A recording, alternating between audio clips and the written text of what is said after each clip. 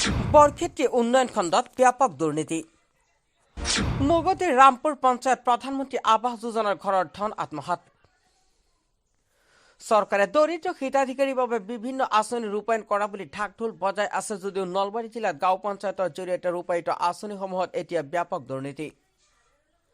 এই ক্ষেত্ৰত খণ্ড উন্নয়ন বিষয়াৰ কাৰ্যালয়ৰ একাংশ বিষয়া কৰ্মচাৰী পঞ্চায়তৰ সচিব আৰু জিপিচিসকল জড়িত থকাৰ গুৰুতৰ অভিযোগ উত্থাপন হৈছে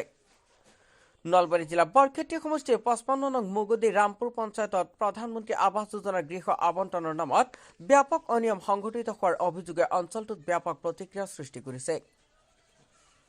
55 নং মগধী পঞ্চায়তৰ অন্তৰ্গত ঘোৰাথাল গাঁৱৰ খগেন দাস আৰু ইমান আলীৰ নামত বেংকৰ সোমাই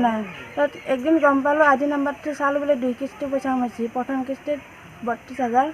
আৰু ছেকেণ্ড কিস্তিত 48,000 সেই 10 কিস্তি বাহিৰত ক'ৰবাত গৈছে এইটো গম নাপাওঁ মুঠতে সেই পইচা আধাৰ কাৰ্ডে দি ওলাবলৈ কৈছে এতিয়া আমি পিছত সেই কৰিলোঁ পিছত একো সেই কৰা নাই দিম বুলি কৈ তাক গ'লোঁ 1 বছৰ হ'ল হয় দিয়া নাই তাৰ খালি সেই কথাটো হ'ব বুলিহে মোক আজিকলৈকে 1 বছৰ ধৰি মোক খালি হ'ব বুলিহে কৈ থাকে কিন্তু আজিকলৈকেও তাৰমানে তাৰ কোনো সুবিচাৰ মই পোৱা নাই হৈয়ে অহা নাই আজিকলৈকে